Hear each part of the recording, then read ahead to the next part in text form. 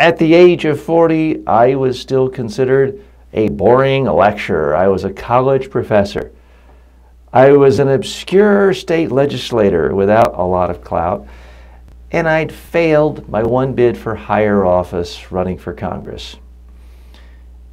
And yet, a few short years later, I gave the speech of my life at the National Democratic Convention.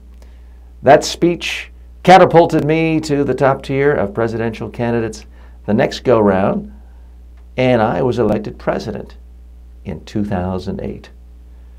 My name is Barack Obama. Folks, I find Obama a fascinating case, almost a perfect scientific example of the power of public speaking, because you can, almost like a controlled experiment, remove other variables.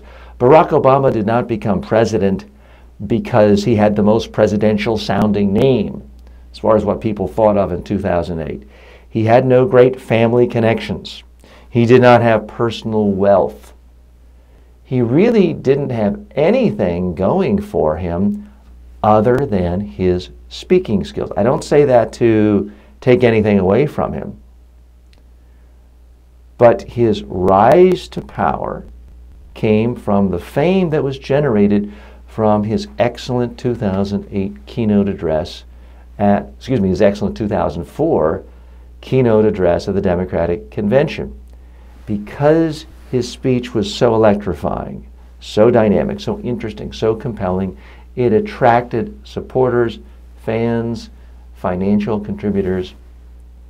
To me, it is a perfect example of why public speaking is really the most important skill to have if you are a public official and you're planning on running for office. You can make the case, oh, it's about integrity, it's about all these other things, but if you actually want to get elected, you need to know how to be a great public speaker. And if you had to pick just one asset, that might in fact be the one you want.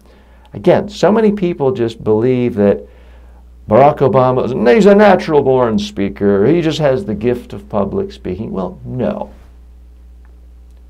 As I mentioned at the beginning, even at the age of 40, right before he gave his 2004 keynote speech, he was still considered by his students at the University of Chicago to be a boring, tedious lecturer, dry, not charismatic, not interesting.